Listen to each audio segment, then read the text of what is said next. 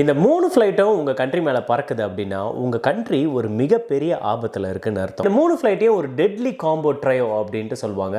அப்படி இந்த ஃப்ளைட்டில் என்ன தான் இருக்குது, இந்த ஃப்ளைட் ஏன் ரொம்ப ஸ்பெஷலைஸ்டு ஃப்ளைட்டு, இது எவ்வளோ காசு, இது என்னென்னலாம் பண்ணும், இந்த ஃப்ளைட்ஸ் எந்தெந்த கண்ட்ரி வச்சிருக்கு, இந்தியா கிட்ட என்ன ஃப்ளைட் இருக்குது, பாகிஸ்தான் கிட்ட என்ன ஃப்ளைட் இருக்குது, இது எல்லாத்தையுமே டீட்டெயில்டாக இந்த வீடியோவில் பார்க்கலாம். இப்போது வீடியோக்குள்ளே போகலாம். நம்ம பார்த்த வீடியோவில் லெஃப்ட் சைடு போயிட்டு இருக்க இந்த ஃப்ளைட்டோட பேர் B1 லான்சர், த ஸ்பீடு டீமன் அப்படின்ட்டு சொல்லுவாங்க. இதோட நிக் நேம் பார்த்தீங்கன்னா போன் அப்படின்ட்டு சொல்கிறாங்க. இதோட டாப் ஸ்பீட் வந்து மேக் 1.25, அப்ராக்சிமேட்டாக பார்த்தீங்கன்னா 1335 கிலோமீட்டர் வேகத்தில் இந்த ஃப்ளைட்டால் போக முடியுது. இதோட ஃபர்ஸ்ட் ஃப்ளைட் வந்து எப்போ விட்டுருக்காங்க அப்படின்னு பார்த்தீங்கன்னா 1974 விட்டுருக்காங்க. இதோட பேலோடு வந்து ஆல்மோஸ்ட் 75,000 LBS இந்த ஒரு ஃப்ளைட்டால் தூக்கிட்டு போக முடியுமா. இந்த ஒரு ஃப்ளைட்டுக்குள்ளேயே நிறைய கன்வென்ஷனல் பேலோட்ஸ் எல்லாத்தையுமே எடுத்துகிட்டு போக முடியுமா, அதாவது மல்டிபிள் பேலோட்ஸ். இப்போ ஒரு ஃப்ளைட்டில் ஒரு different type of payload of அந்த மிசைல்ஸ் மட்டும் தான் எடுத்துகிட்டு போக முடியும் அப்படின்னா வந்து டிஃப்ரெண்ட் டைப் ஆஃப் பேலோட்ஸை கொண்டு போக முடியுமா. அதனால் இதால் வானத்துலேயும் அட்டாக் பண்ண முடியும், தரையிலையும் அட்டாக் பண்ண முடியும், பங்கர்ஸையும் வந்து அட்டாக் பண்ண முடியும். அதனால தான் இந்த B1 வந்துட்டு ஒரு ஃபாஸ்ட் டீமன் அப்படின்ட்டு சொல்லுவாங்க. இது வந்து தரைக்கு கீழே பறந்து ஊரையே வந்து அழிக்கக்கூடிய அளவுக்கு பயங்கர பவர்ஃபுல்லானது. செகண்ட் பார்த்தீங்கன்னா த B2 ஸ்பிரிட், த கோஸ்ட் அப்படின்ட்டு சொல்லுவாங்க. இதுக்கு பேரே த கோஸ்ட். இது ஃபோட்டோ, வீடியோ, இன்ஸ்டாகிராம் ரீல்ஸு, உலகத்தில் யார் இந்த ஒரு ஏரோப்ளைனை பார்த்தாலுமே இதை வந்துட்டு ஒரு கோஸ்ட் அப்படின்ட்டு சொல்லுவாங்க. அப்படி ஒரு எதுவுமே பண்ண முடியாத அளவுக்கு ஒரு பயங்கரமான ஃப்ளைட். எதுவுமே பண்ண முடியாது அப்படின்றதுக்கு என்ன காரணம் அப்படின்னா, இந்த ஃப்ளைட்டு ரேடார்லேயே மாட்டாது. அதனால தான் இதை வந்துட்டு ஒரு கோஸ்ட் அப்படின்ட்டு சொல்லுவாங்க. இது வந்து எந்த ஒரு ரேடார்லையுமே மாட்டி டிடெக்ட் ஆகவே ஆகாது. அந்த மாதிரி டிசைன் பண்ணியிருக்காங்க. இப்போ யூஸ்வலாக ரேடார் வந்து டிடெக்ஷன் பண்ணுறது ஹீட் ரேடியேஷன் வச்சு பண்ணலாம், இன்ஜின்லேருந்து வர ஹீட்டை வச்சு பண்ணலாம். ஒரு ஃப்ளைட் வந்து ட்ராக் பண்ணுறதுக்கு ஒரு பர்டிகுலர் வேவ் லென்த் வந்து உங்களுக்கு மாட்டோம், ஒரு ஃப்ளைட்டோட டிசைன்ஸ் வந்து இருக்கும். இதிலெல்லாம் வந்துட்டு அந்த ரேடார் சிக்னல்ஸ் பட்டு உங்களுக்கு ரிட்டர்ன் ஏதாச்சும் ஃப்ரீக்வன்சி வரும்.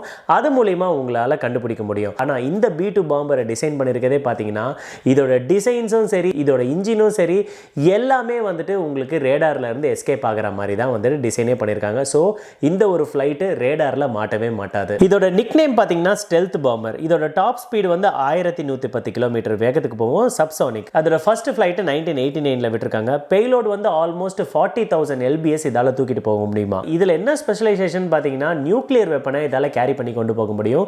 நியூக்ளியர் வெப்பன் மட்டும் கிடையாது, இதால் ஸ்டெல்த் பண்ணி எனிமி கிட்ட இருந்து எஸ்கேப்பும் ஆக முடியும், ரேடார் மாட்ட முடியாது. அதுக்கப்புறம் நிறைய டிஃப்ரெண்ட் டைப் ஆஃப் சர்ப்ரைஸ் அட்டாக்லாம் இந்த ஒரே ஒரு ஃப்ளைட்டால் பண்ண முடியும். இது வந்து நிறைய வேகம் போகாது, ஸ்லோவாக தான் போகும், ரேடார்லேயே மாட்டாது. இது பறந்தது அப்படின்னா நியூக்ளியர் வெப்பனை கரெக்டாக அந்த இடத்துல போட்டுட்டு வந்துடும்.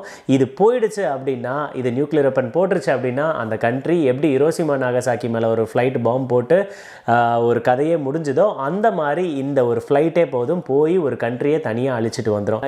இதற்கு ஒரு ரூலே வச்சுருக்காங்க, என்னென்னா get in, destroy, get out, unseen. அதாவது உள்ளே போ, அடி, வெளியில் வா, யார் கண்ணுக்கும் தெரியாத அப்படின்ற மாதிரி ஒரு கான்செப்ட் தான் இந்த B2 பாம்பர் கொடுத்துருக்காங்க. பயங்கரமான ஒரு டெட்லியஸ்ட் ஃப்ளைட் அப்படின்னா இந்த B2 பாம்பர் தான், இந்த கோஸ்ட். தேர்ட் நம்ம பார்க்க போகிறது B52. இதோட ஸ்பெஷலைசேஷன் என்னன்னா, ஒரு கான்டினென்ட்லேருந்து இன்னொரு கான்டினென்ட்டுக்கு பறந்து போய் இதால் அடிக்க முடியும்.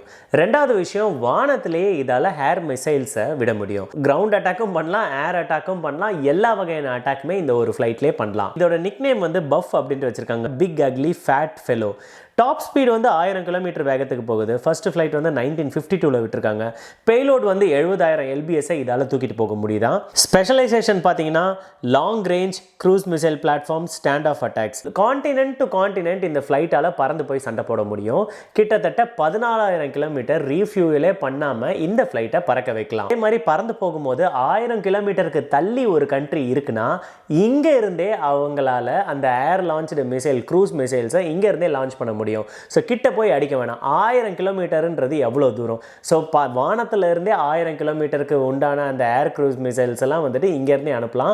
ஸோ ஃப்ளைட்லேருந்து பறந்து போய் அந்த டார்கெட்டை டேரெக்டாக அடித்து உடச்சிட்டு வந்துடும்.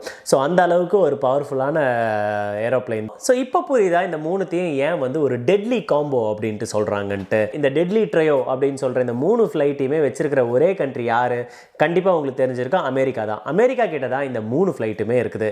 ஸோ அவங்க வந்துட்டு ஃபாஸ்ட்டாகவும் போகணும், ஸ்டெல்த்தாகவும் இருக்கணும், நிறைய பேலோடையும் எடுத்துகிட்டு போகணும் அப்படின்றதுக்காக இந்த மாதிரி எல்லா ஏரோப்ளைனையும் டிசைன் பண்ணி வச்சுருக்காங்க. ஒருவேளை அமெரிக்கா யார் மேலேயும் போர் பண்ண போது இல்லை யாருக்காச்சும் அவங்களோட சப்போர்ட்டிவ் கண்ட்ரீஸ்க்கு வந்து போரில் அட்டாக் ஆகுறாங்க அப்படின்னா இந்த 3த்தையும் கொடுத்து ஹெல்ப் பண்ணுமா அப்படின்றது எனக்கு தெரியல. பட் இந்த 3 போச்சு அப்படின்னா கண்டிப்பாக ஹெல்ப் பண்ணிட்டு வந்துடும், அது மட்டும் ஷோராக தெரியுது. ஸோ இப்போ இந்த 3 ஃப்ளைட்டோட ப்ரைஸை பற்றி பார்ப்போம். ஃபர்ஸ்ட் வந்து B1 லான்சர். ஒரே ஒரு யூனிட்டோட காஸ்ட் வந்து 317 மில்லியன் USD வருது. இந்தியன் ருபீஸோட கம்பேர் பண்ணிங்கன்னா 2648 கோடியாம். செகண்ட் நம்ம பார்க்க போகிறது ஸ்டெல்த் பாம்பர் B2. ஸோ ஒரே ஒரு யூனிட்டோட காஸ்ட் வந்து 2.1 பில்லியன். இருக்கிறதுல ரொம்ப காஸ்ட்லியஸ்ட் ஏரோப்ளைன். இந்தியன் ருபீஸோட கன்வெர்ட் பண்ணி பார்த்தீங்கன்னா 17,500 பிளஸ் கோடிகளாம் அவ்வளோ செலவாகுமா இந்த B2 பாம்பர் மட்டும் ரெடி பண்ணுறதுக்கு. தேர்ட் வந்து B52. இதோட ஒரு யூனிட்டோட காஸ்ட் வந்து 84 மில்லியன் USD வருது. கிட்டத்தட்ட இந்தியன் ருபீஸோட கன்வெர்ட் பண்ணி பார்த்தீங்கன்னா 700 கோடி. ஸோ இந்த 3 ஃப்ளைட்டையும் ஆட் பண்ணி மொத்தமாக பார்த்தோன்னா 20,480 கோடி கிட்ட வருது இந்தியன் ருபீஸோட கன்வெர்ட் பண்ணி பார்த்தீங்கன்னா. ஸோ அப்போ நினச்சி பார்த்துக்கோங்க எவ்வளோ எக்ஸ்பென்சிவான ஃப்ளைட்டு. அதனால தான் இதை வந்து ஒரு டெட்லி ட்ரையோ காம்போ அப்படின்ட்டு சொல்கிறாங்க. இந்த கண்ட்ரீஸால் இந்த ஒரு ஃப்ளைட்டை அஃபோர்ட் பண்ணவே முடியாது, இது வந்து நிறைய செலவாகும். ஆனால் US பார்த்தீங்கன்னா இதோட 3 வெர்ஷனும் வச்சிருக்கு. இது இல்லாமல் இன்னும் சில பாம்பர் ஃப்ளைட்ஸ்லாம் உலகத்தில் இருக்குது, ஆனால் இந்த வெர்ஷனில் இல்லை.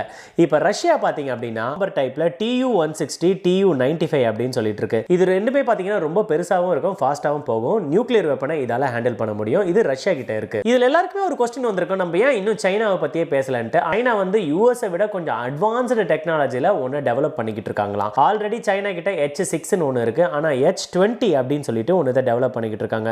இது வந்து modernising H20 aims to rival the B2. So B2 America வச்சிருக்கிறதுனால அவங்கள வந்து பீட் பண்ணணும், அவங்கள அடிச்சு உடைக்கணும் அப்படின்னு சொல்றதுக்காக ஒரு ரைவலுக்கு இவங்க H20 அப்படின்னு சொல்லிட்டு ஒன்று தான் டெவலப் பண்ணிக்கிட்டு இருக்காங்க. USA பார்த்தீங்கன்னா B1, B2, B52 இந்த மாதிரி எல்லா வகையான பாம்பரும் US வந்து வச்சிருக்கு. இந்தியா கிட்டேயும் சரி பாகிஸ்தான் கிட்டேயும் சரி ரெண்டு பேர்கிட்டயுமே எந்த வகையான B1, B2 or B52 flight பாம்பர் flights கிடையவே கிடையாது.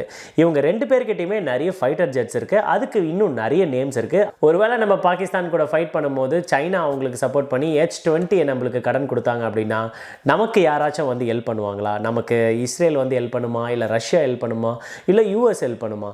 இதை பற்றி டீட்டெயில்டாக தெரிஞ்சவங்க யாராச்சும் தெரிஞ்சால் கமெண்ட்டில் சொல்லுங்கள். அடுத்த வீடியோவில் நம்ம இந்தியா கிட்டேயும் என்ன ஃப்ளைட் இருக்குது, பாகிஸ்தான் கிட்டேயும் என்னென்ன ஃப்ளைட்ஸ் இருக்குது, அது என்னென்ன பெர்ஃபார்மன்ஸ்லாம் பண்ணோம் அப்படின்றத டீட்டெயில்டாக பார்ப்போம். இன்னொரு வீடியோவில் இன்னொரு கண்டென்ட்டில் பார்ப்போம். Take care, bye bye.